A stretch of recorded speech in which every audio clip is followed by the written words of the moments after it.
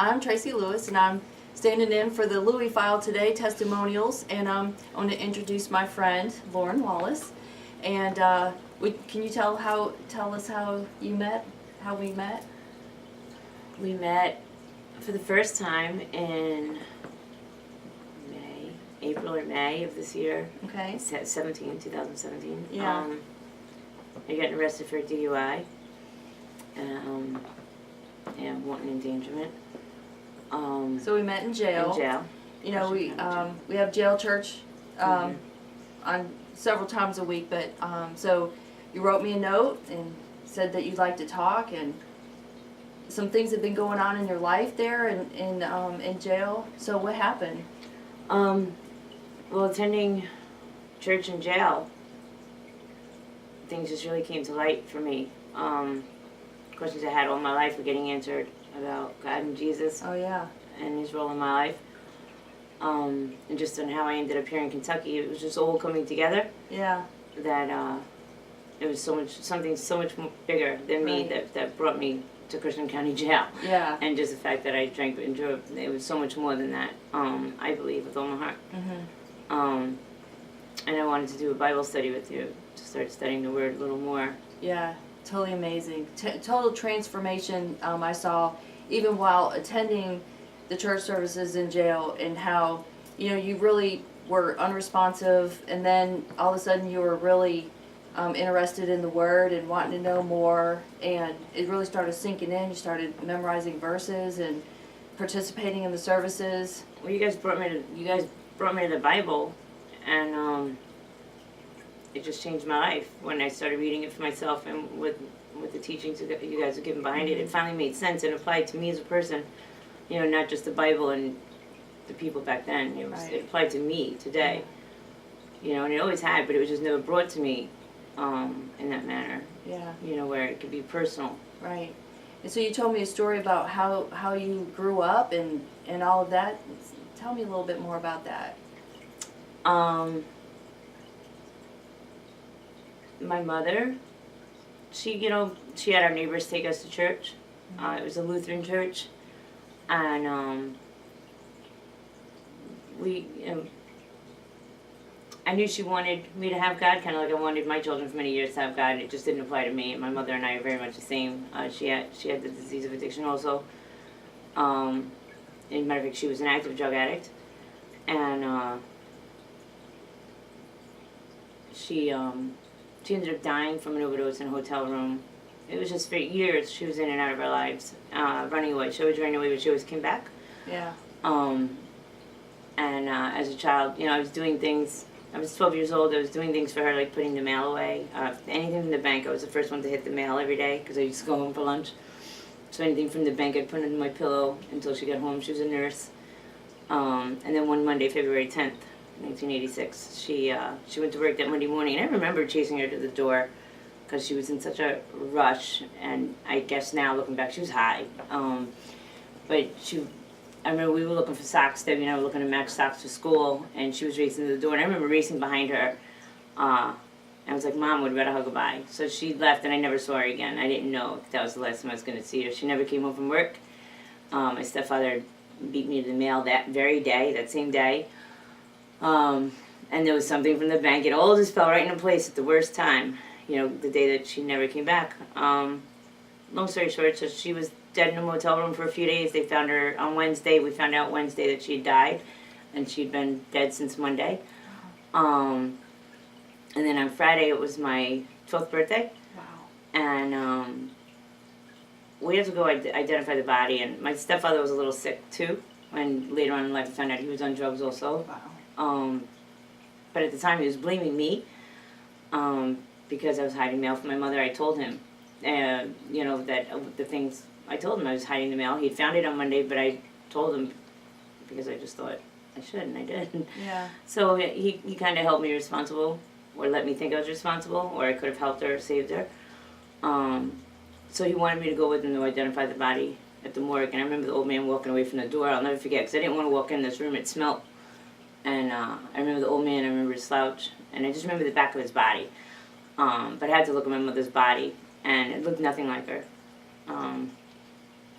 I identified her by a scar on her knee and the mole on her neck that I have also. Wow. But for years I lived thinking that I had, and I could still question it every now and then, but for years I wore it. Like I could have saved my mother's life. But you know that's not true. And today I know that's not true. Okay. You know. But you had to live with that for so long. Mm-hmm. The condemnation from that and the shame and the guilt. Mm-hmm. You know. And so much more. It's like the first day of the rest of my life. I always refer to that day, that Wednesday, February 12th, 1986, as the first day of the rest of my life, because nothing was ever the same. Right. You know, I felt like I was picked on. Sure. You know. I remember Friday when I woke up and it was my birthday, I knew there was a gift for me in my sister's closet, and it was like a teddy bear. I remember going in there, getting the teddy bear, and coming out and just screaming at God, you know, why my mother? And I remember thinking, like, out of all the mothers in the world, how could it be mine? Yeah. You know? Wow. And, you know, so from that point on, I always felt a little bit in the left field, like not picked on, but just maybe, you know, how can there be a God, you know? Because from then on, my life was very difficult. I ended up on my own when I was 15. Because you kind of raised yourself, didn't you? Mm-hmm. Yeah, I moved out of Terry's house December 22nd when I was 15. I guess it was 88 then, 89, and there were a lot of lonely. Yeah, I had no other family. I had Terry and his family. Once I left Terry's, I lost his family pretty much. But I worked 3 jobs, went to high school. Wow. Had a lot of judgment, people judging me because I was on my own at that age. Sure. And feel like they didn't want me with their kids. A lot of nights, like, I was hungry. Yeah. The holidays, I remember when I was 16, I used to drive around. And I'd find houses with a lot of cars in the driveway and just imagine, I would pull across the street and just think about what they were doing inside the house. It was just very, very dark years. For many years, I was a very dark little girl. Angry, hurt, lonely, very lonely. Yeah. So that kind of led you to the drug addiction, alcohol, whatever, men. Mm-hmm. Yeah. Stealing, all of it. Yeah. So you came to Hopkinsville. Yeah. And followed a man in Hopkinsville. Yeah. Met a man online. Ended up in Hopkinsville, Kentucky. Wow. From New York. You know, but there was so much pain in New York. I thought, you know, I had nothing to lose by coming here. Sure. And it just looked brighter. You know, the grass is always greener. Right. And it wasn't. Yeah. You know, for a minute. But I really believe God had a hand in all of it. Yeah. You know, like I've learned, like, my self-will, I'll make as much of a mess as possible, and God forgave me. I didn't realize it for so many years. He could forgive me, and He'll always show me a way out. And, like, in hindsight, I see how many times in my life He offered me a way out. And I was almost there, you know. But I always took my will back or didn't have the faith in God or Jesus. And, because I always had to take care of myself. Like, God, I saw, like, when I was a teenager, God didn't put food on my table. Like, if it was 7 o'clock and I was hungry, I went to bed hungry unless I went and did something. Like, I felt like life just told me I had to do it or it wasn't going to get done. Right. There was no just, you know, roulette, like But you know, no different. That it was God all along. Yeah. And that's how you made it through. And I chose how I'm going to learn that lesson, you know? Yeah. Yes. You know, He's, once again, my life fell apart. In March or April this year, I had a bad car accident and almost killed somebody. Ended up with a slew of charges in a strange state. And ended up in jail. I was out for 10 days, ended up back in jail, out for 7 days or 4 days, ended up back in jail again. And thank God, you know, because I remember the first time when I got out of jail, I was only in there for I was in there for 30 days. And I remember saying to my ex, I wouldn't take it back if I could, you know. I wouldn't change a thing because because at that point I'd met you and Joyce, and I learned just a huge lesson in those 30 days of that unconditional love I'd always been looking for all my life since I lost my mother. I would always look for in a man, right, and you know, it was you and Joyce that taught me, like, God was the only person that could offer me that unconditional love. Absolutely. And learning that was so freeing. Changed your life. My gosh. Yes. That's awesome. It was so freeing because you're absolutely right. No human being can ever give me the love that I need and I want. You know, I was looking for. And went to many lengths to try to get it. Right. You know, being a woman I didn't want to be for other men. Acted out in a lot of different ways trying to find that love. But when I first learned it in those 30 days, I didn't implement it. You know, like I didn't know how to implement it in my life. And it's pretty simple. You just let God do His thing. Like I was trying to figure it all out still. but just that awareness Mm-hmm.